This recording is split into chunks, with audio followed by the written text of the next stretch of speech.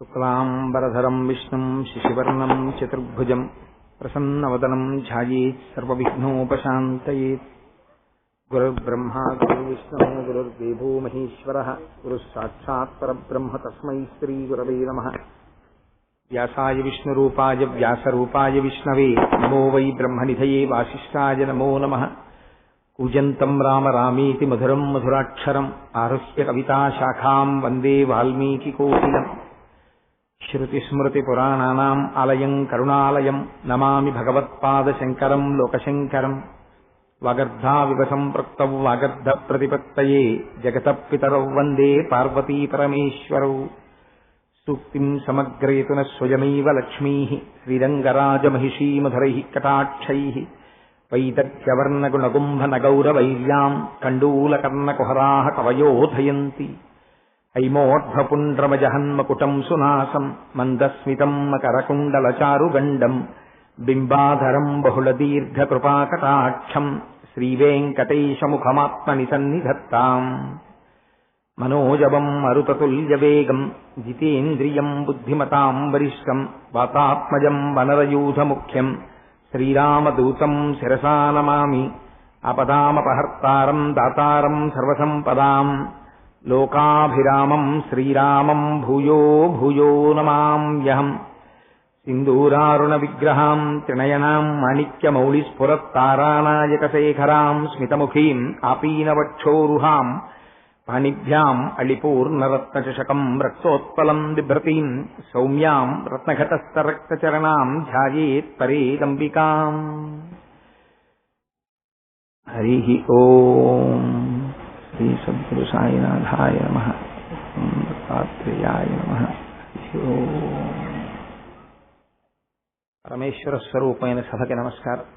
ఇవాళ నా ఉపన్యాసాన్ని ప్రారంభం చేసే ముందు జయనామ సంవత్సర శుభాకాంక్షలు సభలో ఉన్నటువంటి వారందరికీ తెలియచేస్తూ, ఈ సంవత్సరం మీ అందరికీ పరమేశ్వరానుగ్రహం చేత మనస్సుకి క్లేశము కలగని రీతిలో కష్టసుఖములు అనుభవింపబడుగాక అని నేను భగవంతుడిని ప్రార్థన చేస్తూ ఇవాళ ఉపన్యాసాన్ని ప్రారంభం చేసే ప్రయత్నం చేస్తాను.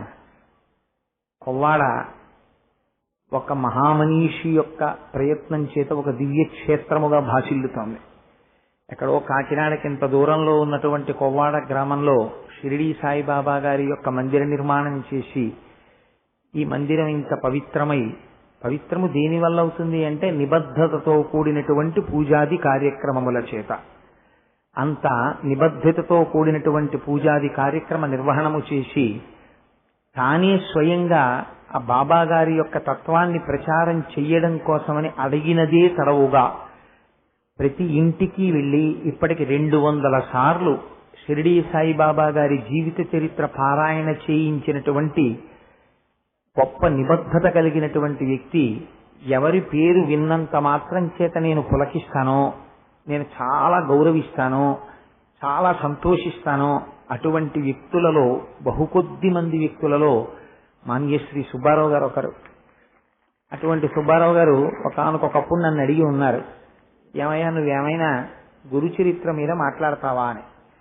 అది మరి తెంపరితనమే అనుకోండి, సాహసమే అనుకోండి, నా శక్తిని నేను అంచనా వేసుకోకుండా తప్పకుండా అలాగే మాట్లాడదామన్నాను. కారణం ఏమిటంటే, ఒకటి చేసినటువంటి సంకల్పం ఒక మంచి వ్యక్తి చేసినప్పుడు, అందున ఈ కాకినాడ పరిసర ప్రాంతాల్లో ఉండేటటువంటి ప్రజలందరూ కూడా భగవత్ కథాశ్రవణమనందు పూనిక కలవారై చెప్పేటటువంటి వాడి సమర్థతని ఆలోచించకుండా భగవత్ కథ చెప్తున్నారు అని వినగలిగినటువంటి అధ్యవసాయముతో కూడిన బుద్ధి కలిగిన వారు ఉన్నప్పుడు 4 మాటలు చెప్పడానికి మనకి ఏది ప్రతిబంధకమని ఆలోచించి తప్పకుండా చెప్తాను అన్నాను. శ్రీ గురు చరిత్ర గురించి 4 మాటలు చెప్పండి అన్నారు. అసలు మీరు ఒక తమాషా ఆలోచించండి. మనం ఎవరిని చేరుకోవాలి? భౌతికమైనటువంటి సుఖాల్ని అనుభవించడం కోసమని ప్రత్యేకంగా ఉపదేశం కానీ ప్రబోధం కానీ ఎవ్వరికీ అక్కర్లేదు. మీరు చాలా సుఖంగా ఉండండి, శరీరంతో భోగాలు అనుభవించండి, ఇంద్రియాలతో సుఖాలను అనుభవించండి, ఈ మాటలు ఎవరైనా వచ్చి చెప్పాలండి? ఎవరికైనా? ఎవ్వరూ చెప్పక్కర్లేదు. పుట్టినది మొదలుకొని ప్రతివాడికి అలవాటు పడిపోయేటటువంటి లక్షణం.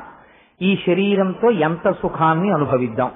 ముందు కూర్చోవాలనుకుంటాడు, తర్వాత పడుకోవాలనుకుంటాడు, చదువుకోవాలనుకుంటాడు, ఉద్యోగం రావాలనుకుంటాడు, ప్రమోషన్ రావాలనుకుంటాడు, డబ్బు దాచాలనుకుంటాడు, పిల్లలు కావాలనుకుంటాడు, అనుకూలవతి అయిన భార్య ఉండాలంటాడు, అటువంటి కోడళ్ళు రావాలంటాడు, అల్లుళ్ళు రావాలంటాడు. ఎప్పుడూ తన వైపు ఆనుకూల్యమునే మాట్లాడతాడు. దీనికి ప్రబోధం ఎందుకు? దీనికి ఎవరు ఏం ప్రబోధం చేయక్కర్లేదు. దీని గురించి ఎవ్వరూ ఏమీ మాట్లాడక్కర్లేదు. ఏమీ మాట్లాడకుండా నిశ్శబ్దంగా ఉన్నా ఇంద్రియముల యొక్క సుఖముల వైపు లంపటత్వము, భౌతికమైనటువంటి సుఖ లాలస మనిషికి తనంత తానుగా కలుగుతాయి. కానీ మరి గురువు యొక్క అవసరం ఎక్కడుంది అంటే, భగవంతుడనబడేటటువంటి వాడొకడు ఉన్నాడు. ఈ భగవంతుణ్ణి చేరాలి. ఎవరు చేరాలి? మనుష్యుడు చేరాలి. మిగిలిన పిపీలికాది పర్యంతానికి ఎందుకు చెప్పరు అంటే, సృష్టిలో 84 లక్షల జీవరాశులున్నా 83,99,999 జీవరాశులకి కూడా బుద్ధి అనబడేటటువంటి దాన్ని పరమాత్మ కటాక్షించలేదు. ఒక్క మనుష్య ఉపాధికి మాత్రమే బుద్ధి ఉంది. ఈ బుద్ధి చేత తెలుసుకోవాలి, తెలుసుకుని ఈశ్వరుణ్ణి చేరాలి. అందుకే శాస్త్రం ఒక గమ్మత్తైన మాట మాట్లాడుతుంది. మనుష్యుని యొక్క ఉపాధిని పొందినటువంటి వాడు పొందిన అదృష్టమేమి అంటే, మోక్షమునకు కాని ఊర్ధ్వలోకములకు కాని వెడతావా, లేకపోతే మళ్ళీ అధోయోనులలోకి వెళ్ళిపోతావా, అధోజన్మలలోకి అంటే ఈ రెండింటికి మధ్యలో ఉన్న మెట్టు మీద నిలబడి ఉంటుంది మనుష్య ఉపాధి. కావాలంటే పైకెళ్ళగలడు. ఈ ఉపాధిలోకి వచ్చి కూడా మనుష్య శరీరాన్ని సక్రమంగా వినియోగించుకోకపోతే వెనక్కి జారిపోతాడు. కాబట్టి ఇప్పుడు భగవంతుణ్ణి చేరుకోవడము అనేటటువంటి మాట వచ్చినప్పుడు అది అంత తేలికైనటువంటి విషయమా? అసలు భగవంతుడు అనబడేటటువంటి వాడు సాకార రూపుడై మనం ఎప్పుడైనా దర్శనం చేశామా?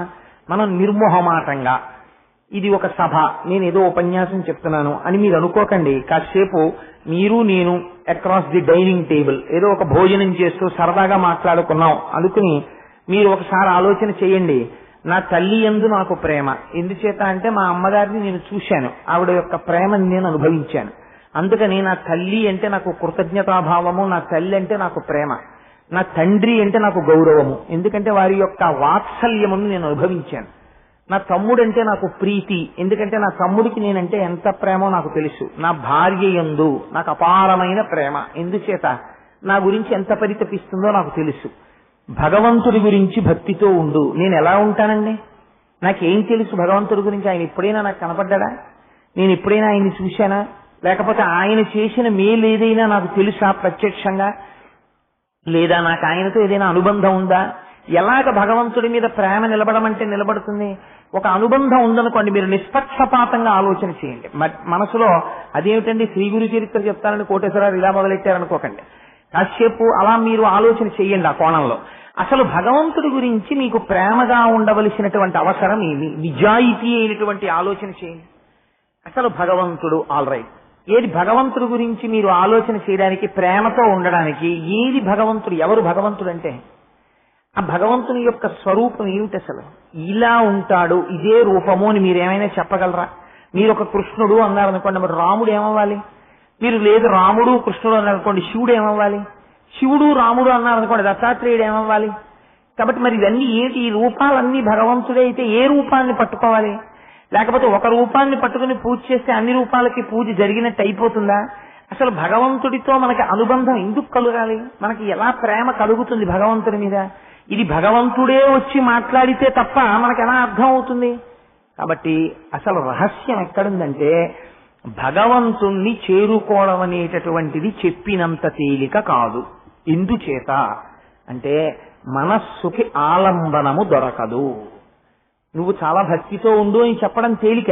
భక్తితో ఉండడానికి అయావడు మీకు ఇంత ఉపకారం చేశాడండి అన్నారనుకోండి, మీకు ఆయన పట్ల భక్తి ఉంటుంది. ఆయన ఉపకారం చేశాడండి అని చెప్పడానికి భగవంతుడు మీకేం ఉపకారం చేశాడో మీకెవరు చెప్తారు వచ్చి?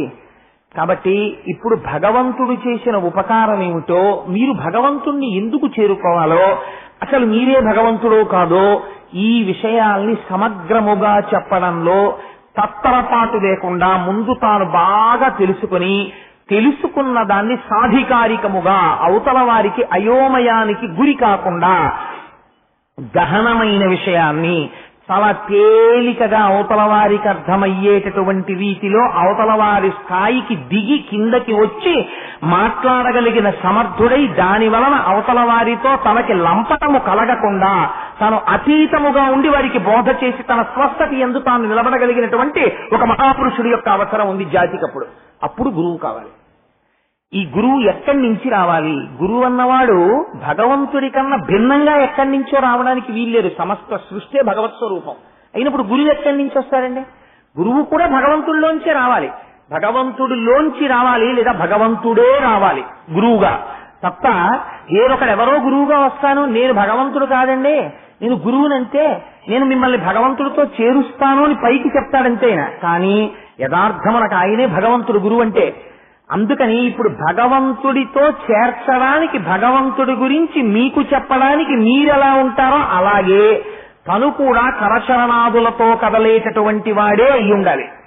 మీకు ఎలా కాళ్ళు చేతులు ఉంటాయో ఆయనకు అలా కాళ్ళు చేతులు ఉండాలి. మీరు ఎలా తింటారో ఆయన అలా తినాలి. మీరు ఎలా పడుకుంటారో ఆయన అలా పడుకోవాలి. కానీ నడువడి చేత, జ్ఞానము చేత చాలా గొప్ప స్థితిని పొంది నిరంతరము భగవంతుడితో అనుసంధానము చేసుకోగలిగిన శక్తి కలిగిన వాడై ఉండాలి. అటువంటి వాడు మాత్రమే భగవంతుడి గురించి చెప్పగలడు. కాబట్టి ఇప్పుడు అటువంటి స్వరూపాన్ని ఏమని పిలవాలి అంటే గురువు అని పిలవాలి అంది శాస్త్రం. ఆ గురువు అన్న మాటకి మీరు ఒకటి ఆలోచన చేయండి, అది నామవాచకమా గురువు అంటే? గురువు అంటే ఎవరో ఒక పేరా అంటే కాదు. గురువు అంటే ఏమిటి అంటే గురుగీత చెప్పింది. గురుగీత పరమశివుడు పార్వతీదేవికి ఉపదేశం చేశాడు. ఉపదేశం చేసినప్పుడు ఆయన గురువుల యొక్క వైభవం గురించి అందులో మాట్లాడాడు. ఆయన అన్నారు, పార్వతి గురువు అన్న మాట ఎవరి పట్ల వాడతారో తెలుసా? గుకారస్యంధకారస్తు రుకారస్సన్ నిరోధకృత్ అంధకార వినాశిత్వాత్ గురురుత్యభిధీయతే. ఎవరిని పడితే వారిని గురువు అన్న మాటని ప్రయోగం చేయకూడదు. ఎందుచేత అంటే సైకిల్లో ఎవరో గాలి కొట్టారనుకోండి, అయ్యా నేను కృతజ్ఞుడను అన్న మాట అంటే చాలు. అంతేగాని గురువు గారు మీరు చాలా బాగా గాలి కొట్టారని అనకూడదు. దానికి గురువు అన్న మాట వాడడానికి ఒక హద్దు ఉంటుంది, ఒక పరిమితి ఉంటుంది, ఒక దానికి కావలసినటువంటి స్థితి ఒకటి ఉంటుంది. అంతేగాని ఎవరిని పడితే వాళ్ళని పట్టుకుని గురువు గారు అన్న మాట వాడకూడదు. గు అంటే అంధకారం, రు అంటే తొలగించడం. ఏటి అంధకారం తొలగించడం? చీకటిని తొలగించడం అంటే ఇప్పుడు చీకటి పడింది, ఏమంటే ఈ చీకటి తీసేసి వెలుతురు వచ్చేసేటట్టు చేసేయండి, అప్పుడు మిమ్మల్ని మేము గురువు గారు అంటామని అన్నారనుకోండి ఎవరినైనా సభలో పట్టుకుని. అంటే ఆయన అలా చీకటిని తీసేసి వెలుతురు ఇచ్చేసేటువంటి వాడిని గురువు అంటారా? అది కాదు దాని అర్థం. అంధకారం అనేటటువంటిది మనం ఎప్పుడు ఉండేటటువంటి స్థితి. ఏమా అంధకారం అంటే? అంధకారము అంటే అజ్ఞానము. అజ్ఞానము అంటే జ్ఞానము లేకుండుట. జ్ఞానం అనగానేమి? తెలుసుకోవలసిన వస్తువుని తెలియకుండా ఉండుట. తెలియకుండా ఉండిపోయినటువంటి వస్తువుని తెలియచేసేటటువంటి వాడెవరో వాడికి గురువు అని పేరు. అందుకే గురువుని సాధారణంగా దేంతో పోలుస్తారో తెలుసా అండి? దీపంతో పోలుస్తారు. తివిరి అజ్ఞాన తిమిర ప్రదీపమగుచు అవ్యయంబగు బ్రహ్మంబుననుభవించి భరిత సత్తుండు సత్కర్మ నిరతుడతుల భూసుర శ్రేష్ఠుడలగుండు బుధనుతుండు అంటారు పోతన గారు భాగవతంలో. తివిరి అజ్ఞాన తిమిర ప్రదీపమగుచు, అజ్ఞానమనేటటువంటి చీకటిని తొలగతోస్తాడు గురువు. ఎలా తొలగతోస్తాడు అంటే మనందరికీ కూడా ఒక భావన ఉంటుంది. ఏమిటా భావన అంటే, మీరెవరండి అని అడిగారు అనుకోండి, నేను అని ఇలా చూపిస్తాం. నేను అన్నప్పుడు ఇలా చూపించడంలో ఎవరిని చూపిస్తాం? ఈ శరీరాన్ని చూపిస్తాం. ఈ శరీరము లేకపోతే నువ్వు లేవా అని అడిగారు అనుకోండి, వెంటనే సాధారణంగా వచ్చేటటువంటి జవాబు ఏమిటంటే నేను లేను. ఈ శరీరం ఎంతకాలం ఉంటుందో అంతకాలము నేనున్నట్టు లెక్క. ఈ శరీరం లేకపోతే నేను లేనంటే. కానీ శాస్త్రం అంటుంది ఒక్కసారి వెనక్కి వెళ్లి చూడు. ఇది గురువులు వేసేటటువంటి ప్రశ్నలు చాలా చమత్కారంగా ఉంటాయి. అందుకే గురువు నోరు విప్పి మాట్లాడారనుకోండి, గురువు మాట్లాడినటువంటి మాట సింహము చేసినటువంటి గర్జన వంటిది. మీకు కాకి ప్రతిరోజు అరుస్తుంది, మీరు అడిగారా అడగలేదా అని కాకి ఏం చూడదు. ఎప్పుడూ మాట్లాడడానికి ప్రసిద్ధి ఏది అంటే కాకి. కాకి గోలండి అంటారు. అందుకే ఎప్పుడూ మాట్లాడుతుంది కాకి, చెట్టు ఎక్కి అరుస్తూనే ఉంటుంది. కాకి అరవడం వల్ల ఏమైనా ప్రయోజనం ఉంటుందా? ఏ ప్రయోజనం ఉండదు. భయం ఎంత బాగుందో, కాకి అరుపు వినండి నిశ్శబ్దంగా ఎవరు అనరు. అదే కాకి అరిచింది అనుకోండి, ఎవరు వస్తారు? కాకులే వస్తాయి.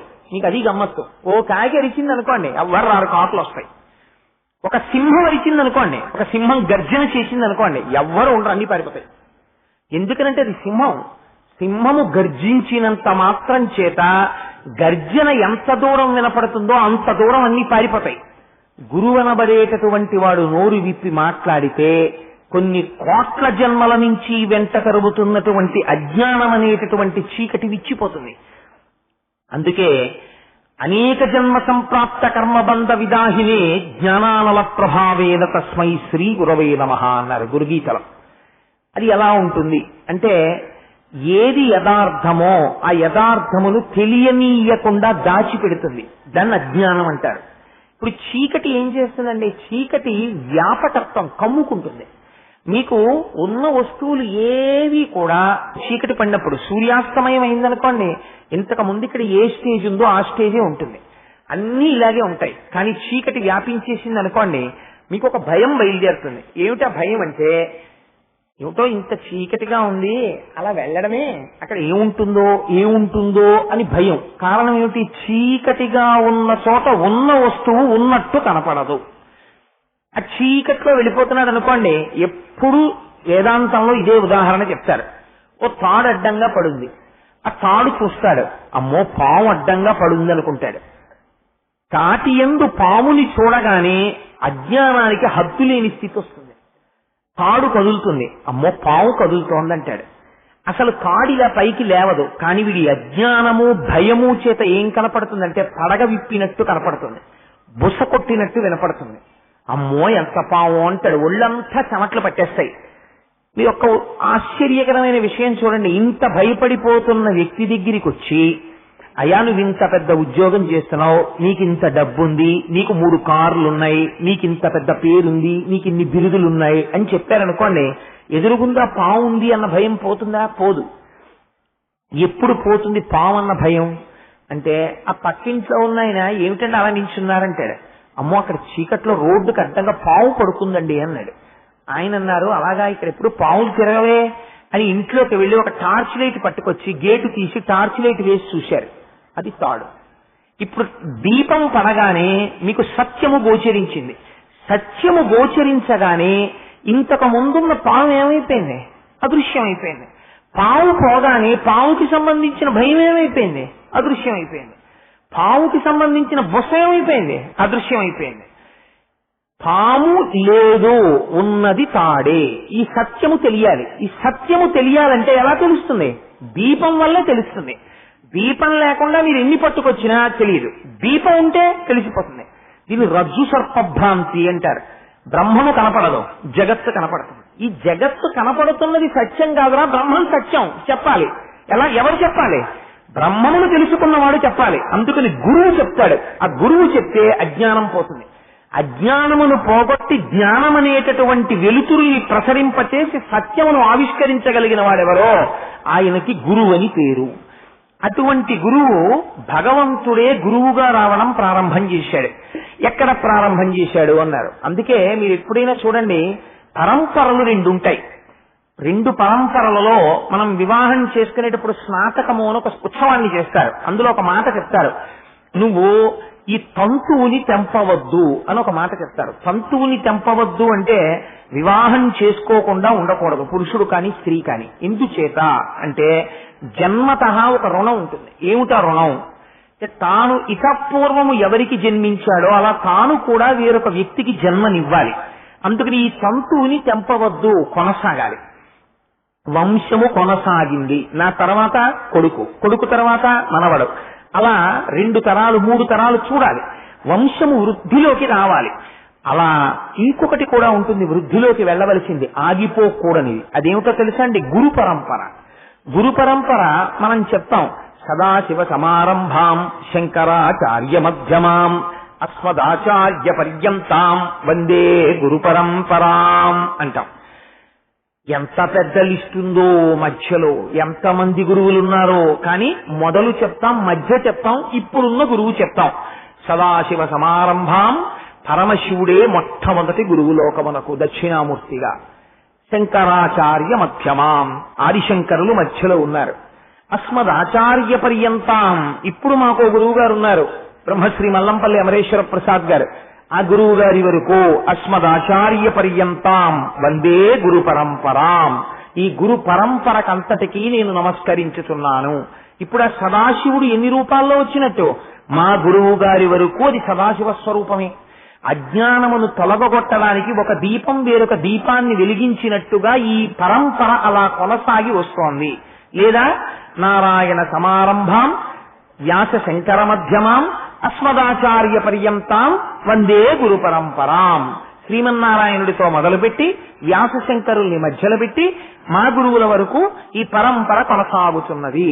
లేదా వైష్ణవులు అనుకోండి, శ్రీశైలేశ దయాపాత్రం ధీభక్త్యాది గుణార్ణవం యతీంద్ర ప్రణవం వందే రమ్యజా మాతరం మునిం అని వాళ్ళు ఆ గురు పరంపరని వాళ్ళు చెప్తారు.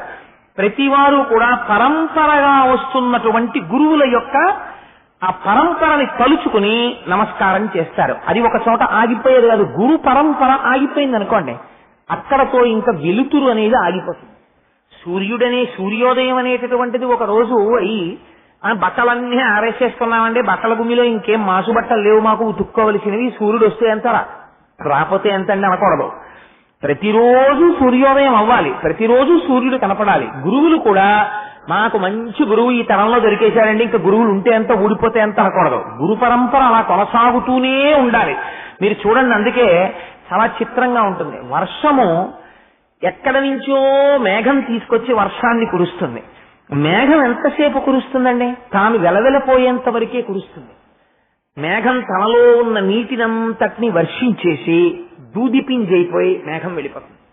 మరి ఇప్పుడు ఈ నీరు ఎలా వెడుతుంది అంటే ప్రవాహ రూపాన్ని నది పొందుతుంది. పొంది నది నీటిని తీసుకెళ్లడం మొదలు పెడుతుంది. మొదలుపెట్టి గ్రామానికి, ఊరికి, పట్టణానికి మంచినీటిని తీసుకెళ్తుంది.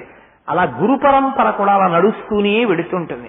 ఇలా వెళుతున్నటువంటి గురువులు ఎంతమంది ఉంటారు అంటే, ఇప్పుడు నేను మీకు ఒక విషయాన్ని ఎందుకు విజ్ఞాపన చేశానంటే, ఇప్పుడు మీరు లెక్క చెప్పగలరా? మీరు లెక్క చెప్పలేరు. పైగా ఎవరిని గురువు అనాలి అంటే అదొక పెద్ద తర్కం, శాస్త్రం. ఎవరికి ఎవరు గురువు అన్నారనుకోండి, ఎవరు మీకు గురి నేర్పారో వారు గురువు అని చెప్పింది శాస్త్రం. ఆ గురువు ఎటువంటి వాడు అంటే అత్రినేత్ర శివ సాక్షాత్ విబాహుశ్చ హరిస్మృత యో చతుర్వదనో బ్రహ్మ శ్రీ గురు అభిధీయతే. ఆ గురువు మీ కంటి ఎదురుగుండా కనపడినప్పుడు 3 కన్నులతో కనపడనటువంటి పరమశివుడు, ఆయన 2 చేతులతో కనపడుతున్నటువంటి శ్రీ మహావిష్ణువు, 4 ముఖాలతో కాకుండా 1 ముఖంతో కనపడుతున్నటువంటి చతుర్ముఖ బ్రహ్మ. గురువు గారు ఎక్కడ నివాసం ఉంటారో ఆ నివాసం ఉన్నటువంటి ప్రాంతము కాశీ క్షేత్రం అయిపోతుంది. అదొక గమ్మత్తు. మీకు శివమహాపురాణంలో ఒక మాట ఉంది. త్రివేణీ సంగమానికి వెళ్లి స్నానం చేస్తుంటారు. త్రివేణీ సంగమ స్నాన ఫలితము దేని వల్ల ఎటువంటి ఫలితాన్ని ఇస్తుందో అటువంటి ఫలితాన్ని పొందాలంటే శివమహాపురాణం అంది, ఏ మహానుభావుడికి ప్రతిరోజు ఉదయం నిద్ర లేవగానే సంధ్యావందనం చేసి అభిషేకం చేసుకుని ఒంటి నిండా విభూతి పిండికట్లు పెట్టుకుని అభిషేకం అయిపోయిన తర్వాత అంతటా బ్రహ్మమును దర్శనం చేస్తూ పొంగిపోతూ పూజ గదిలోంచి బయటికి వస్తున్నాడో అటువంటి వాణ్ణి ఒక్కసారి కన్నులతో చూసిన వారెవరుంటారో అటువంటి వారికి త్రివేణీ సంగమ ఫలితాన్ని ఇచ్చేస్తున్నామన్నారు. ఇప్పుడు గురువు ఎవరు? కరచరణాదులతో కదిలి వస్తున్నటువంటి త్రివేణీ సంగమం. త్రివేణీ సంగమానికి మీరెళ్ళాలి. కానీ గురువు ఏమిటి? ప్రతి గడప ముందుకి వచ్చి నిలబడేటటువంటి త్రివేణీ సంగమం.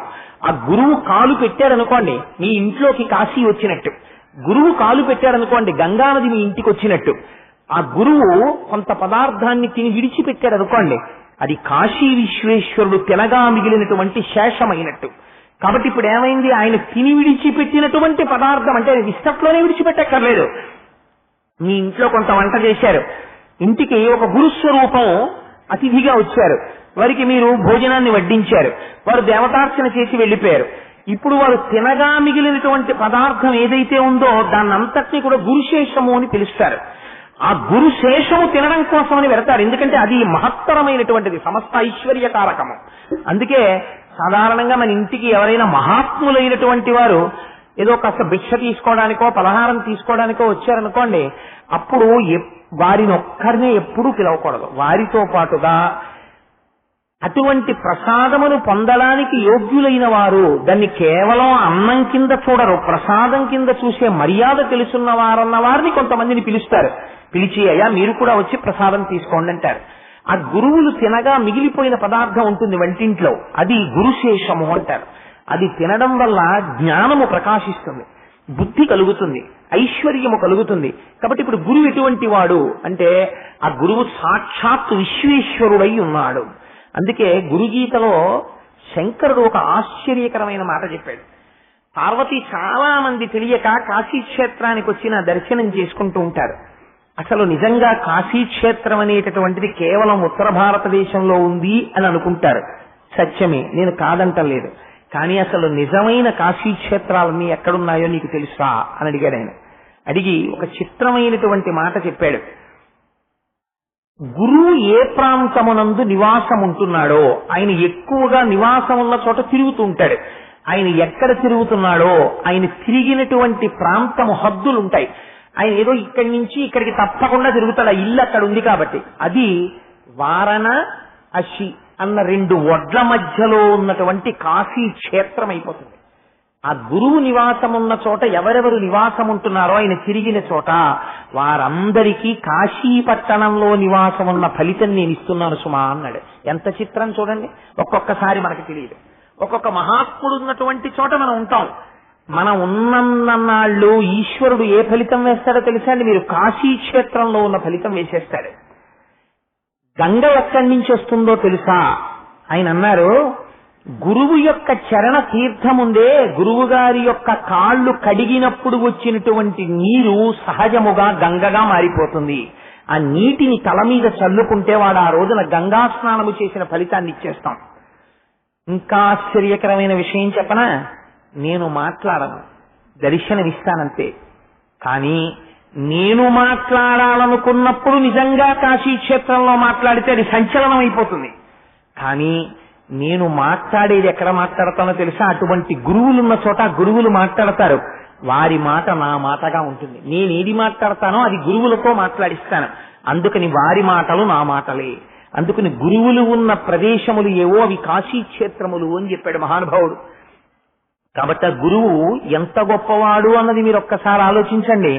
అందుకే ఒక మాట చెప్తాడు శంకరుడు గురుగీతలో, నగురోరధికం తత్వం నగురోరధికం తపః నగురోరధికం జ్ఞానం తస్మై శ్రీ గురవే నమః. నగురోరధికం నగురోరధికం నగురోరధికం ఇది శివశాసనతః. గురువు కన్నా అధికమైనటువంటి వాడు ప్రపంచమునందు వేరొకడు లేడు. గురుర్బ్రహ్మ గురుర్విష్ణు గురుర్దేవో మహేశ్వర గురు సాక్షాత్ పరబ్రహ్మ తస్మై శ్రీ గురవై నమః. గురుర్బ్రహ్మ, గురువే చతుర్ముఖ బ్రహ్మ. బ్రహ్మగారు ఏం చేస్తారండి? సృష్టి చేస్తారు. గురువు కూడా సృష్టి చేస్తాడు. ఎవరిని సృష్టి చేస్తాడు చెప్పండి? గురువు గారు ఎప్పుడైనా సృష్టి చేయడం మీరు చూశారా? మరి గురువు గారికి బ్రహ్మాంశలా ఇచ్చారు అంటే మీలో ఉన్నటువంటి మనుష్యత్వము జీవత్వమును అణచి సాక్షాత్తుగా నువ్వే ఈశ్వరుడివిరా అనేటటువంటి జ్ఞానాన్ని నీ యందు సృష్టి చేస్తాడు. అందుకని గురుర్ బ్రహ్మ గురుర్ విష్ణు. ఆ వచ్చినటువంటి భావన, ఆ భక్తి మళ్ళీ జారిపోతుంది.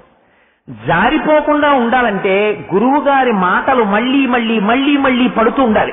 రామకృష్ణ పరమహంస అంటారు, ఏనుగు పక్కన మావటివాడు ఎప్పుడూ నించునుంటాడు. ఎందుకు నించునుంటాడో తెలుసా అండి?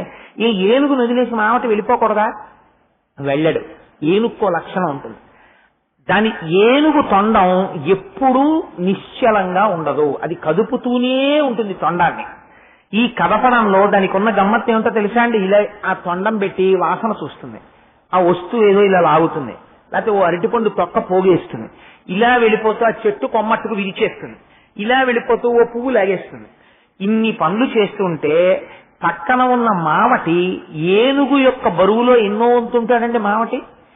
ఇంత డొక్కులా ఉండేటటువంటి మావటి పక్కన నించుని చేతిలో అంకుశం పట్టుకుంటాడు. పట్టుకుని అది ఇలా తొండం ఎత్తినప్పుడల్లా ఓ దెబ్బ కొట్టు అంటాడు, తొండం దింపేస్తాడు. పక్కన తొండం ఆయన అంకుశం పట్టుకుని నిలబడ్డాడు అనుకోండి, ఎదుటివాడు రూపాయి ఇచ్చారు, రూపాయి పట్టుకెళ్లి మావటి చేతిలో పెట్టి పిల్లాడికి ఆశీర్వచనం చేసి తొండం దింపేస్తాడు. ఓ అరటిపండు ఇచ్చాడు అనుకోండి, ఆ అరటిపండు తీసుకుని నోట్లో పడేసుకుంటుంది, రూపాయి ఇస్తే మావటి వాడికి ఇచ్చేస్తుంది. ఇక్కడే ఊపుతుంది కాబట్టి తొండాన్ని అటు ఇటు వెళ్ళదు, దేన్ని విరవదు. పక్కన మావటి ఉంటే, మావటి లేదనుకోండి ఏనుగును ఎవరు ఆపలేరు. మావటి పక్కన ఉంటే లొంగిన ఏనుగు ఎటువంటిదో పక్కన గురువు యొక్క మాటలు అస్తమానము వింటుండడం చేత మనస్సు అలా లొంగి ఉంటుంది. నేను అన్ని వినేశానండి అని గురువుని వదిలేశారనుకోండి, మీరు వదిలేస్తే ఏమైపోతుందో తెలుసా అండి, మావటి లేని ఏనుగు అయిపోతున్నది. మళ్ళీ దాన్ని తొండం ఆడించేయడం, కొమ్మలు విరిచేయడం మొదలెట్టేస్తుంది మళ్ళీ. కాబట్టి మావటి ఎప్పుడూ ఉండాలి పక్కన. అలాగే గురువు గారు కూడా ఎప్పుడూ సంతతమో గురు సంభాషణాన్ని వింటూనే ఉండాలి గురువు దగ్గరికి వెళ్ళి. అందుకే శాస్త్రంలో కొన్ని మినహాయింపులు ఉన్నాయి. కొందరి ఇంటికి వెళ్ళడానికి పిలుపక్కర్లేదు. గురువు గారి ఇంట్లో ఉత్సవం జరిగినా, తండ్రి గారి ఇంట్లో ఉత్సవం జరిగినా, రాజుగారి ఇంట్లో ఉత్సవం జరిగినా, సుహృత్ మంచి స్నేహితుడి ఇంట్లో ఉత్సవం జరిగినా ఈ నలుగురు పిలవలేదని వెళ్ళడం మానకూడదు, వెళ్ళి తీరాలి. ఎందుకో తెలుసా అండి, గురువు గారి ఇంటికి వెళ్ళకపోతే కృతజ్ఞుడమైపోతావు, వెళ్ళి తీరాలి. అందుకని నిరంతరము వెళ్ళాలి, గురువు పక్కన కూర్చోవాలి, గురువు మాటలు వింటూ ఉండాలి. కాబట్టి గురువు యొక్క స్థితి అంత గొప్పది పార్వతి అంటారు. ఇప్పుడు నన్ను సుబ్బారావు గారు అన్నారు, నువ్వు శ్రీ గురు చరిత్ర చెప్పు అన్నారు. మామూలుగా అంటే ఏమో నేను మొదలెట్టేద్దునేమో, ఏదో రామాయణం చెప్పు అన్నారు అనుకోండి, లేకపోతే సుందరకాండ చెప్పు అన్నారు అనుకోండి, ఈ పాటికి తతో రావణ నీతాయా సీతాయా శత్రుకర్షణ అని శ్లోకంలో గడిపోతాను హాయిగా. కానీ ఆయన అన్నారు శ్రీ గురు చరిత్ర అన్నారు. నన్ను శ్రీ గురు చరిత్ర చెప్పు అన్నారు. శ్రీ గురు చరిత్ర చెప్పు అంటే నేను ఎవరినో ఒక్కళ్ళని పట్టుకుని ఈయన గురువు అండి అని నేను ఎలా చెప్పనండి? ఎలా కుదురుతుంది చెప్తే? మిగిలిన వాళ్ళ పరిస్థితి ఏంటి? మిగిలిన వాళ్ళు గురువులు కారా అని మీరు నన్ను అడగరా? కాబట్టి గురువు అంటే నేను అందుకని ఇన్ని విషయాలు మీకు ప్రస్తావన చేయవలసి వచ్చింది. కాబట్టి ఎవరికి గురువు, ఎవరికి గురు చూపిస్తే వాడికి గురువు. ఇది చాలా చిత్రంగా ఉంటుంది. ఒకరికి రామకృష్ణ పరమహంస గురువు, ఒకరికి షిరిడి సాయిబాబా గారు గురువు, ఒకరికి వివేకానందుడు గురువు, ఒకరికి చెప్పులు కుట్టేవాడు గురువు, ఒకరికి పక్షి గురువు, ఒకడికి మనిషి గురువు, ఒకడికి తొండ గురువు, ఒకడికి పావు గురువు. దత్తాత్రేయుల వారికి 24 మంది గురువులు. మీరు ఇందురు గాని అదేమిటండి అలా ఎలా అవుతుందండి? అంటే ఒక్కొక్క దాని యందు నువ్వు ఒక్కొక్క గురి నేర్చుకున్నావు. గురిని ఎవరు కుదురుస్తున్నారో వాడికి గురువు అని పేరు. ఆ గురి కుదరలేదు నీకు, గురువు కాదు. ఆ గురి కుదరాలి. గురి కుదరడం అంటే ఆయన యందు నీకు గురి కుదరడం కాదు, ఆయన యందు నీకు గురి కుదరడం అనేటటువంటిది చాలా తక్కువ మాట.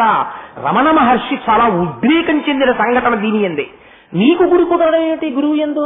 అది చాలా తప్పు మాట. నీకు గురుకు నాకు ఫలానా గురువు గారు అంటే గురెండి అన్నారు అనుకోండి, మీరు గురువు యొక్క శక్తిని నిర్ణయించగలిగిన స్థాయిలో ఉన్నానని మీరు అనుకున్నట్లు ఆ మాట మీరు అనకూడదు. వారి వలన నాకు గురి కుదిరిందండి అనాలి. నాకు బ్రహ్మం అనగానేమో ఈశ్వరారాధన అంటే ఏమిటో, భక్తి అంటే ఏమిటో నాకు అబ్బిందండి, నాకు తెలిసింది ఆయన మాటల వల్ల, అందుకని నాకు వారు గురువు అనాలి. అంతేకాని వారి యందు నాకు గురి కుదిరిందండి అనకూడదు. నా గురి ఈశ్వరుడు యందు కుదిరినది వారి మాట వల్ల, అందుకని గురువు. ఈ మాట చెప్పాలి. లేకపోతే ఏమైపోతుందో తెలుసండి, గురువుల యందు దోషాన్ని ఎంచడం ప్రారంభమైపోతుంది.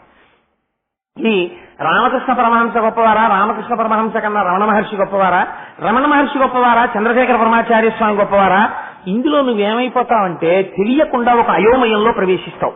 ప్రవేశించి ఒకరిని గొప్ప అని చెప్పడం కోసం ఇంకోరి దోషాన్ని విచారణ చేస్తావు. నీ సమర్థత ఏ పాటి?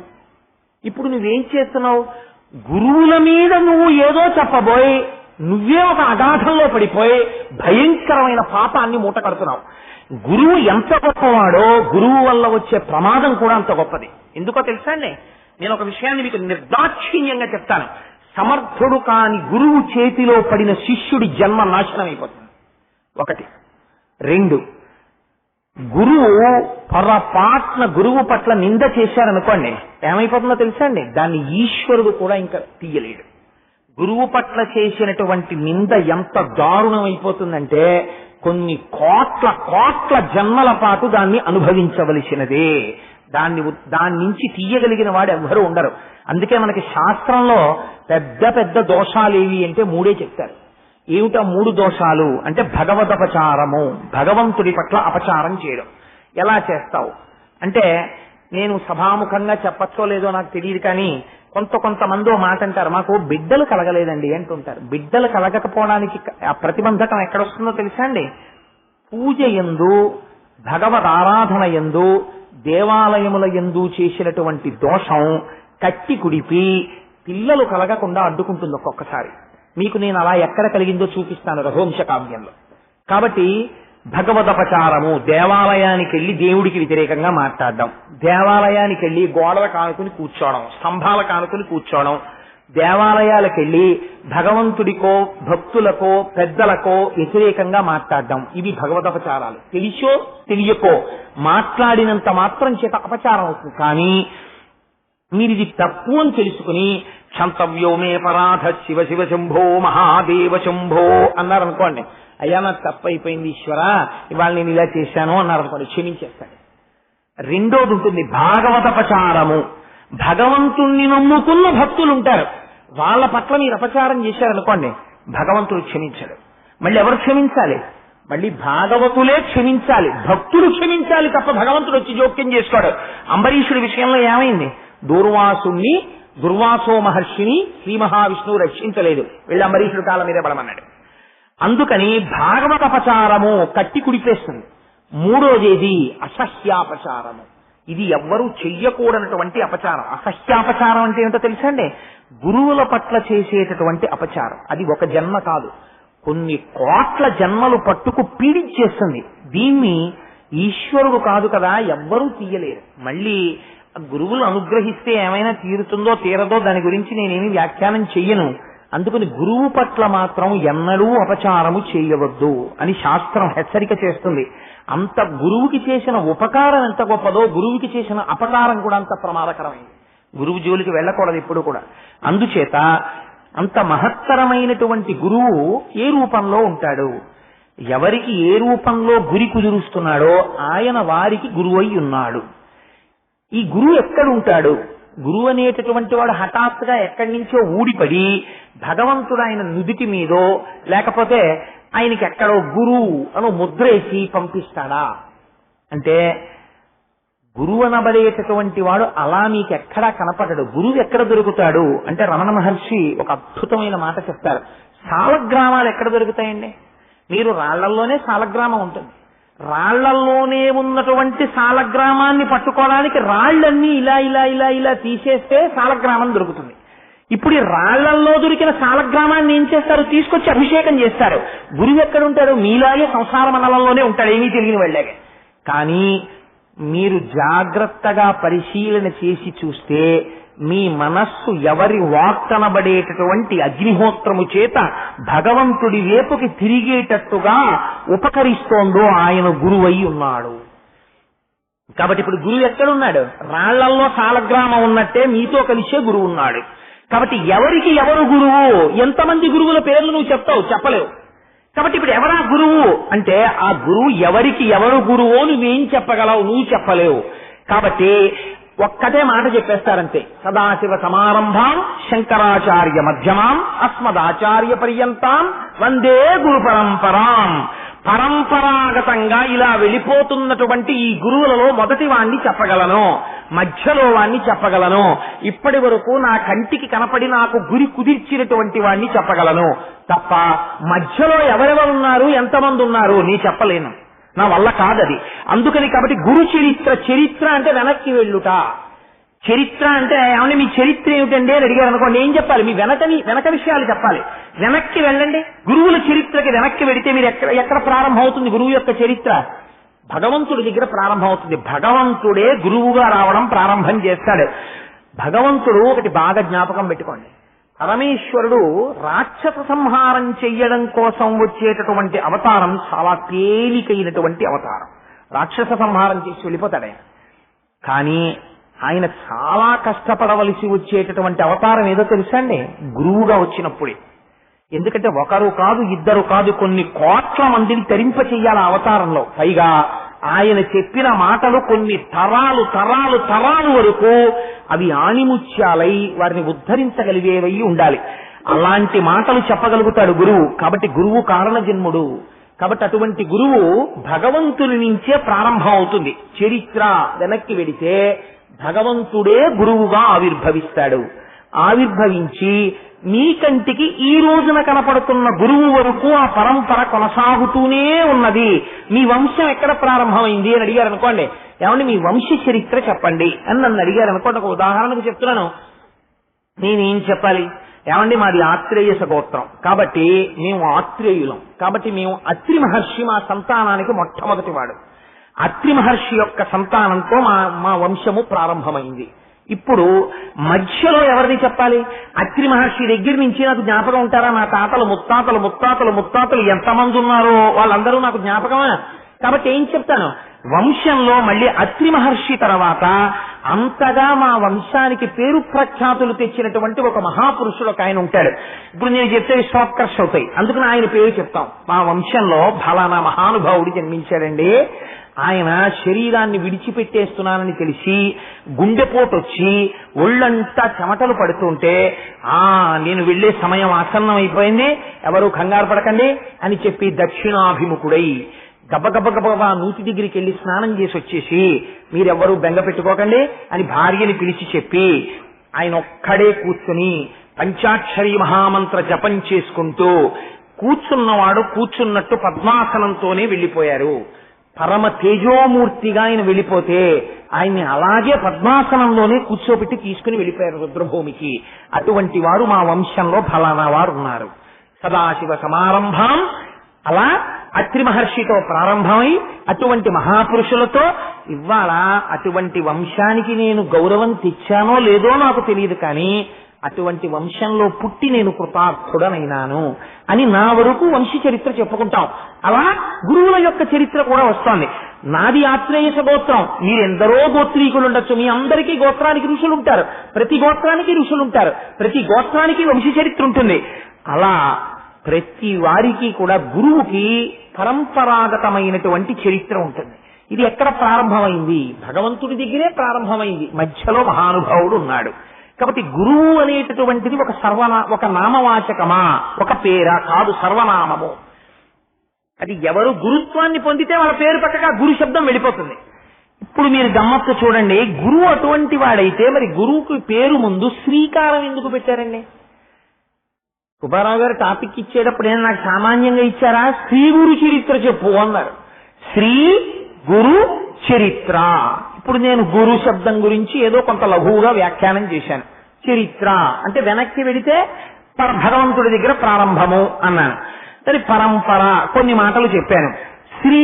శ్రీకారానికి అర్థం ఏమిటి? శ్రీ గురు చరిత్ర ఏమిటండి? శ్రీ గురువు అంటే ఎవరా శ్రీ గురువు అంటే? శ్రీ అన్న 3 అక్షరాలు ఎందుకు వేశామో నువ్వు బాగా జ్ఞాపకం పెట్టుకో అన్నారు. గురువుకి ముందు శ్రీకారం ఎందుకు పెట్టారో తెలుసా అండి? శ్రీ అంటే మాయాశక్తి అని పేరు శాస్త్రం. మాయాశక్తికి స్వరూపమే గురువు ఎప్పుడూ ఒక చెట్టు కింద కూర్చున్నట్టు చూపిస్తాడు. అందుకే మీరు చూడండి, శంకరాచార్యుల వారి ఫోటో మీరు చూస్తే శంకర భగవత్పాదులు ఏదో ఒక మంచి డ్రాయింగ్ రూమ్ లో కూర్చున్నట్టుగా ఎప్పుడు ఫోటో ఉండదు. శంకర భగవత్పాదులు కూర్చుంటే ఒక పులితోలు మీద పక్కన ఒక నది ప్రవహిస్తూ ఉంటే ఒక పెద్ద వటవృక్షం కిందో మామిడి చెట్టు కిందో కూర్చుని ఉంటారు. మీరు దక్షిణామూర్తిని చూస్తే దక్షిణామూర్తి కూడా ఒక పెద్ద వటవృక్షం కింద కూర్చుని ఉంటారు. చిత్రం వటతరోర్మూలే వృద్ధా శిష్యా గురుర్యువా గురోస్తు మౌనం వ్యాఖ్యానం శిష్యాస్తు చిన్న సంశయా. దత్తాత్రేయ స్వామి వారిని చూస్తే వారు కూడా ఊడలు దిగిపోయినటువంటి ఒక పెద్ద వృక్షం కింద కూర్చుని ఉంటారు. లేదా దత్తాత్రేయ చరిత్రలో వారు మామిడి చెట్టు కింద కూర్చున్నారు అని ఒక చోట చెప్పబడింది. ఒక చెట్టు కింద కూర్చుంటారు. గురువులందరూ కూడా సాధారణంగా ఒక చెట్టు కింద కూర్చున్నట్టే ఉంటాయి. పైగా మీరు చూడండి, గురువులు వీరాసనంతో ఉంటారు. ఎంత విచిత్రంగా ఉంటుందంటే అది వీరాసనము అంటే కుడికాలి తొడ మీద ఎడమ పాదాన్ని పెట్టుకుని కూర్చుంటారు. ఎడమ పాదం పెట్టు కూర్చుంటే దాన్ని వీరాసనము అని పిలుస్తారు. వైదేహీ సహితం సురద్రుమతలే హైమే మహామండపే మధ్యే పుష్పకమాసనే మణిమయే వీరాసనే సుస్థితం అగ్రే వాచయతి ప్రభంజన సుతే తత్వం మునిభ్య పరం వ్యాఖ్యాంతం భరతాదిభి పరివృతం రామం భజే శ్యామలం అంటారు. రామచంద్రమూర్తి కూడా వీరాసనం వేసు కూర్చుని తత్వాన్ని ఉపదేశం చేశారు. ఆ వీరాసనం వేసు కూర్చుంటారు. ఎందుకండి ఇలా చెట్టు కింద కూర్చోవడం? గురువు గారికి ఎవరు ఇంట్లో తీసుకెళ్లి కూర్చోపెట్టరా అంటే, చెట్టు కింద కూర్చోవడం అన్న దాని వెనకాతలే శ్రీకారానికి అర్థం. శ్రీ అంటే చెట్టు. చెట్టు దేనికి ప్రతీకో తెలుసా అండి? భగవంతుని యొక్క మాయాశక్తికి ప్రతీక. భగవంతుని యొక్క మాయాశక్తియే ఈ జగత్. ఈ జగత్తంతా ఈశ్వరుడి యొక్క మాయ. ఈశ్వరుడి యొక్క మాయ అయినటువంటి ఈ జగత్తుని మీకు తెలియచెప్పగలిగినటువంటి సమర్థుడైనటువంటి వాడు ఆ చెట్టు కింద కూర్చుని ఉంటాడు.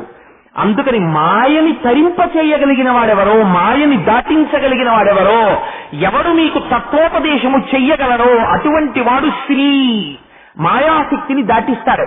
కాబట్టి శ్రీ గురు కాదు, ఇది ఒక అర్థం. శ్రీ గురు అని ఎందుకంటారో తెలుసా అండి? శ్రీ అనడంలో శకార రకార ఈకారములు ఉంటాయి. ఈ శకార రకార ఈకారముల చేత 3 అక్షరములతో 3 రకములైనటువంటి అర్థములు ప్రతిపాదింపబడతాయి. అందుకని శ్రీ గురు అని పిలుస్తారు.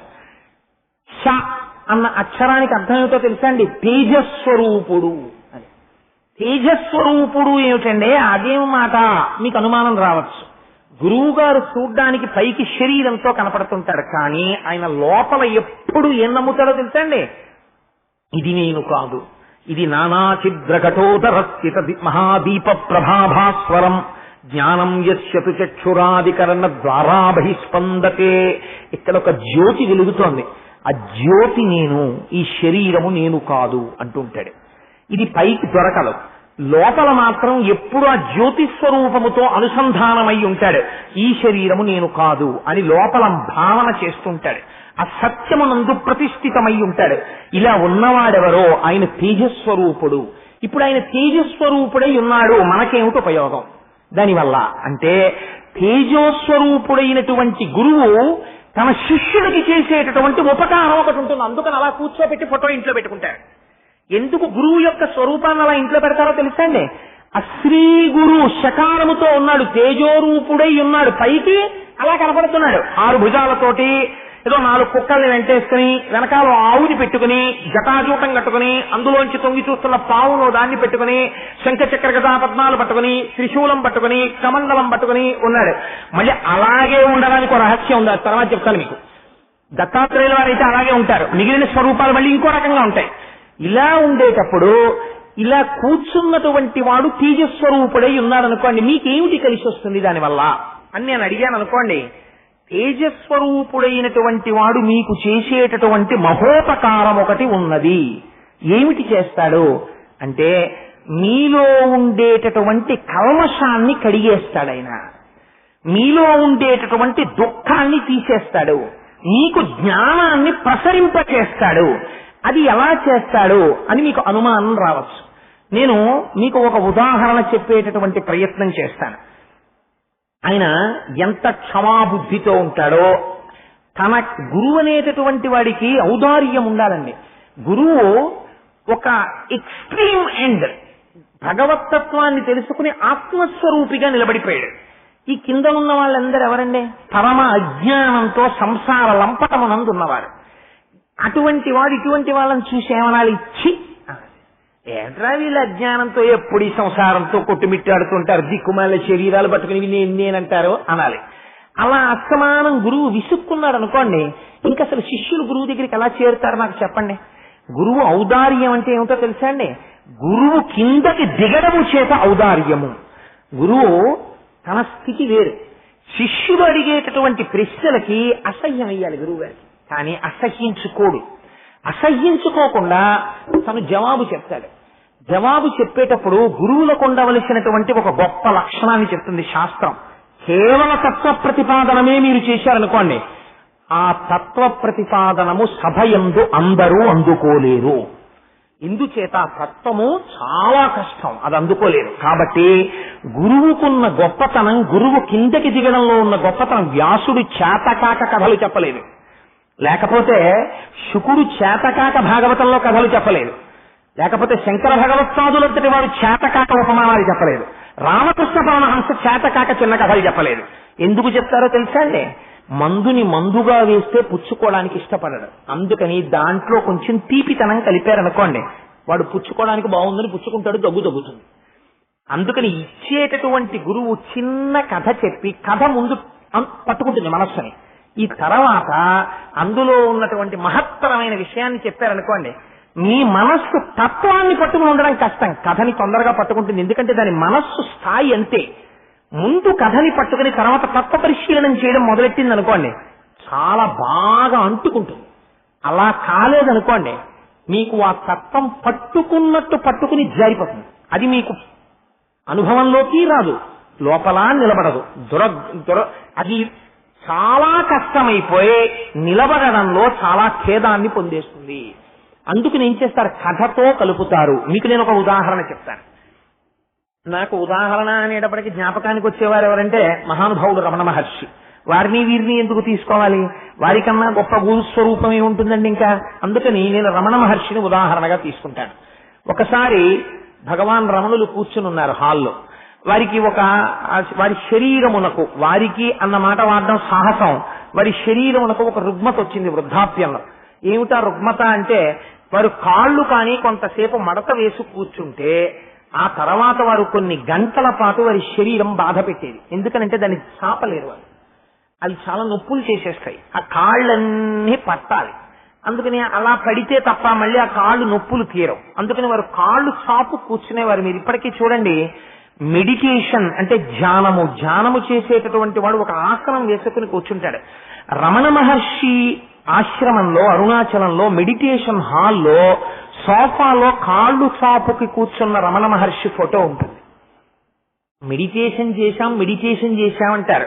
అసలు అలా ఆయన ఎలా కూర్చుంటే అది మెడిటేషన్ హాల్ అయిందని అడగగలిగిన వాడు ఎవడున్నాడో వాడికి మెడిటేషన్ స్టార్ట్ అయినట్టు.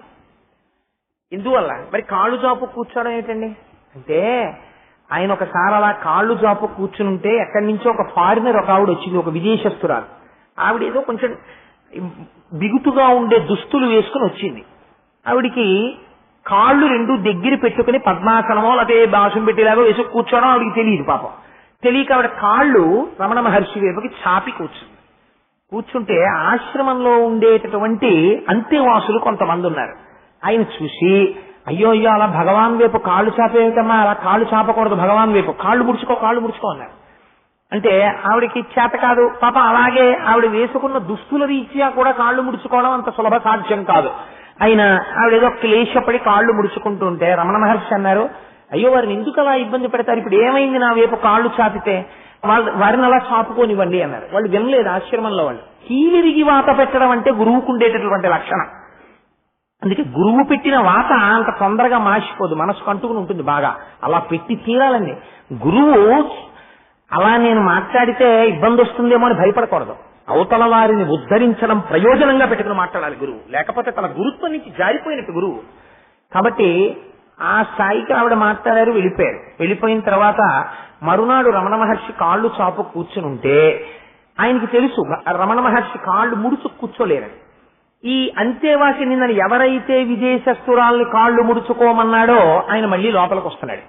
వస్తుంటే ఆయన వంక చూసి రమణ మహర్షి అన్నారు, ఏమాయ్ నిన్న నావిండి కాళ్ళు ముడుచుకోమన్నావు కదా, కాళ్ళు చాపకూడదమ్మా భగవాన్ వైపు, కాళ్ళు చాపకూడదు అన్నావు కదా, మరి నేను ఇప్పుడు కాళ్ళు వాళ్ళ వైపు చాపి కూర్చుంటున్నాను కదా, ఇది కూడా తప్పే కదా, నేను ముడుచుకోవాలి కదా, అందుకని నేను ముడుచుకుంటాను అని ఆయన ముడుచుకున్నారు. ముడుచుకున్నందుకు పర్యవసానం ఏమిటి, కాళ్ళు విపరీతమైన పోట్లు వచ్చేసి కాళ్ళు ఇలా ఒత్తుకుంటూనే ఉన్నారు ఆయన. దీనికి ఎవరు కారకుడు? ఇప్పుడు ఆయనకి పశ్చాత్తాపం కలిగింది. అయ్యో అనవసరంగా అన్నా, నేనేమో కాళ్ళు ముడుచుకున్నారు, కాళ్ళు ముడుచుకోవడం వల్ల కాళ్ళు నొప్పులు వచ్చాయి, ఈయనేమో కాళ్ళు పట్టుకుంటున్నారు అని ఆయన అన్నారు. ఏమిటో ఎన్ని మాటలు విన్నా అదే అజ్ఞానం. ఎంత చిత్రంగా ఉంటుందో తెలుసా అండి. ఆ అజ్ఞానానికి హద్దుండదు అసలు. రమణాశ్రమానికి ఎడతారు, అరుణాచలం వెడతారు, రామకృష్ణ పరమహంస ఆశ్రమాలకు ఎడతారు, పుస్తకాలు చదువుతారు, ధ్యానాలు చేశామంటారు, పూజలు చేశామంటారు. అసలు వారు చెప్పిన సందేశంలో ఆచరణ ఆవగింజలో 60 ఉంటుండదు. మీరు చూడండి ఎందుకది. ఇంకా ఈ మూఢభక్తి అంతే. ఎంత చిత్రంగా ఉంటుందంటే ఆయన లోపలికి వచ్చి, అయ్యో భగవన్ నా వల్ల పొరపాటు అయిందన్నారు. అంటే రమణ మహర్షి అన్నారు ఒక నవ్వు నవ్వి, ఇది శ్రీకారంలో షా అంటే గురువు ముందు. ఆయన అన్నారు, ఏమయ్యా నిన్న నావిడ నా వైపు కాళ్ళు చాపితే భగవాన్ వైపు కాళ్ళు చాపకు అని నువ్వు అన్నావు కదా, అంటే నీ ఉద్దేశంలో రమణులు అనబడేటటువంటి వారు కేవలం ఈ ఉపాధితో ఇక్కడ ఒక్క చోట కూర్చునున్నవాడు రమణుడని నువ్వు అనుకుంటున్నావు. అంటే నీ దృష్టిలో రమణులు ఎవరు? ఈ ఉపాధితో ఇక్కడ కూర్చున్నవాడు. అది నేనైతే నేను గురువునేమిటి, నేను సర్వవ్యాపిని ఆత్మ చైతన్యాన్ని, నేను శరీరం కాదని తలగొట్టుకు చెప్తున్నా. నీకేమర్థమైంది ఈ ఆశ్రమంలో తిరిగి? నీకు అర్థం కాలేదు అందుకు ఆయన వైపు కాళ్ళు ఎట్టక ఆయన వైపు కాళ్ళు ఎట్టకంటున్నావు. నా వైపు కాళ్ళు ఎట్టకుండా ఎవరు ఎటువైపు పెట్టగలరో చూపించి నేను ఎటులేను. స్వామి అంతటా ఉన్నాడు. ఎంత మాట అండి, ఎంత గొప్ప మాట అండి అది అని వారు వెంటనే ఒక పెద్ద నవ్వు నవ్వేసి ఇది ఔదార్యం అంటే. అయ్యయ్యో ఇంత తిరిగినా వీడికి అర్థం కాలేదురా నాతో అని అన్నారు.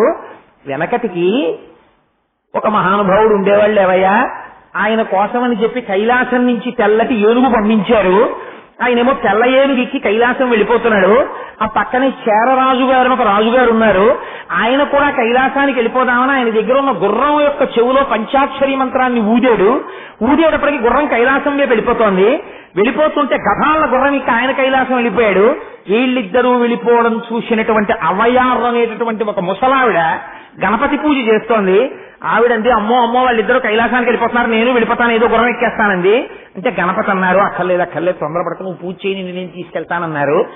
ఆవిడ గణపతి పూజ చేస్తే గణపతి అన్నారు ఒకసారి కళ్ళు మూసుకో అన్నారు. ఆవిడ కళ్ళు మూసుకుంది. తెరువు అన్నారు, తెరిచింది. తెరిచేటప్పటికి ఆవిడ కైలాసంలో పార్వతీ పరమేశ్వరుల కాల దిగింది.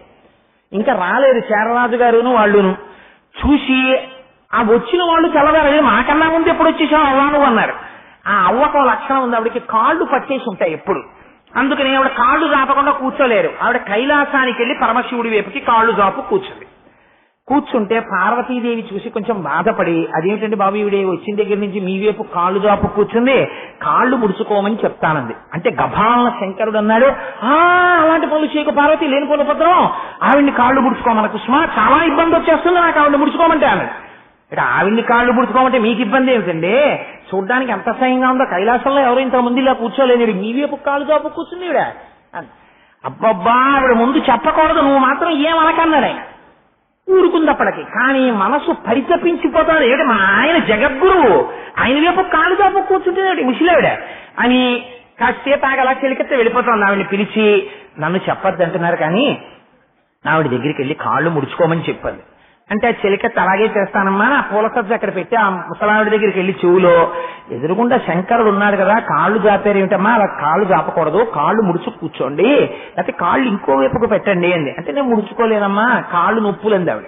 కైలాసం వెళ్ళినా కాళ్ళు నొప్పులు వదలలేదు, వదలకపోతే కాళ్ళు ముడుచుకోలేను అందుకని చెప్పి నేను శంకరుడి వైపు కాకుండా ఎటువైపు పెట్టను అంది. అంటే ఆవిడంది ఆ పరిచారిక శంకరుడి వైపుకి ఎందుకు పోనీ ఇంకో వైపు పెట్టండి అండి. అంటే ఆవిడంది శంకరుడు లేని వైపు నువ్వే పెట్టు కాళ్ళండి. అంటే ఇప్పుడు ఈ పరిచారిక ఏం చేసిందంటే అబ్బో అది నేనే చెయ్యాలా అని కాళ్ళు అట్టుకుని ఇటు తిప్పింది. ఇటు కూర్చున్న శంకరుడు తిరిగిపోయింది ధర్మల సింహాసనం. తిరిగిపోతే ఈవిడ చూసుకోలేదు, మళ్ళీ ఇలా చూసింది శంకరుడి వైపే ఉన్నాయి కాళ్ళు. అబ్బో ఎడి పొరపాటు తిప్పానేమో అనుకుని మళ్ళీ అవ్వ కాళ్ళు అట్టుకుని అడు తిప్పింది. శంకరుడి సింహాసనం ధర్మం అడు తిరిగిపోయింది. ఇప్పుడు శంకరుడు అన్నాడు చూసావా పార్వతి చెప్పానా, ఆవిడ్ని జరుపుతాను నా సింహాసనం జరిగిపోతుంది. ఇప్పుడు ఆవిడ్ని ఎంతసేపు తిప్పుతానో నేను అంతసేపు తిరగాలి. ఎందుకో తెలుసా, ఆవిడకో విషయం తెలుసు, శంకరుడు అంతటా ఉన్నాడు అని. మీకు కైలాసంలోనే ఉన్నా నేను అంతటా ఉన్నాను అని తెలియడం లేదు. అందుకని ఆవిడ ఎటు తిరిగితే నేను అటు తిరుగుతున్నాను. ఆవిడ భక్తికి నేను లొంగిపోయాను, ఆవిడ జ్ఞానానికి నేను ప్రకాశించాను అన్నాడయ్యా శంకరుడు. ఇది తెలుసుకోపోతే ఎలా అన్నారు. ఏమి క్షమాగుణం చూడండి, నిజంగా ఏమి ఔదార్యం చూడండి. ఇప్పుడు ఎక్కడ ఉన్నాడు పరమాత్మ, అంతటా ఉన్నాడు పరమాత్మ. ఇప్పుడు రమణులు ఎక్కడ ఉన్నారు, ఇక్కడే ఉన్నారు. ఇప్పుడు నేను చెప్పింది రమణ మహర్షి వింటున్నారు. సాయిబాబా ఎక్కడ ఉన్నారు, ఇక్కడే ఉన్నారు. నేను చెప్పింది వింటున్నారు.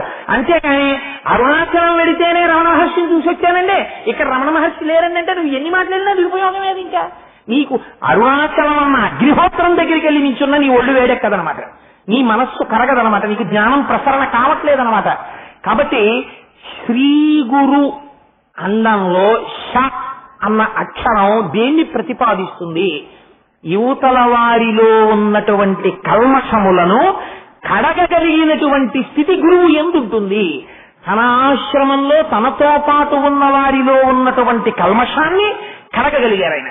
అందుకని తేజకారకుడై శకారము చేత అవతల వారిలో ఉన్న కల్మషములను తన మాటలతో చిన్ని కథల రూపంలో చెప్పి ఆయా సందర్భములలో ఏర్పడినటువంటి అజ్ఞానములు తొలగతోయగలిగినటువంటి సమర్థుడు ఎవరున్నాడో ఆయన గురువు. అందుకని పక్కన శ్రీకారములో శకారము చేరినది. అలా చిన్న కథతో చెప్పలేకపోయాడు అనుకోండి, తత్వం ఎలా అర్థం అవుతుంది? ఎన్ని మాటలు మళ్ళీ రమణ మహర్షి ఇదే తత్వం చెప్పిన ఆయన పైకి ఎదగలేడు. అవ్వయ్యార్ కథ చెప్తే వెంటనే ఆయన మనస్సులోకి ద్యోతకమైంది. నిజమే, రమణులు ఇక్కడ ఉండడం ఏమిటి? రమణులు అంతటా ఉన్నారు. ఆయన వైపుకు పెట్టకుండా కాళ్ళు ఇటువైపుకు పెట్టగలం. మీరు నిజంగా భగవంతుడనేవాడు నా పూజామందిరంలో ఉన్నాడు, నా గుళ్ళో ఉన్నాడు అని మీరు అనుకున్నారనుకోండి, మీరు ఎంత పాపమైనా చెయ్యగలరు. జ్ఞాపకం పెట్టుకోండి. నేను అబద్ధం చెప్పానేమో మీరు చెప్పండి. ఈశ్వరుడు ఎక్కడున్నాడు? గుళ్ళో ఉన్నాడు. ఈశ్వరుడు ఎక్కడున్నాడు? మా పూజామందిరంలో ఉన్నాడు. కాబట్టి పూజామందిరం తలుపులు వేసేసాను అనుకోండి, జాగ్రత్తగా గడియెట్టేశాను అనుకోండి, బయట నేను ఏం చేస్తే ఎవడు చూడొచ్చాడు? ఎవడు చూడలేదు.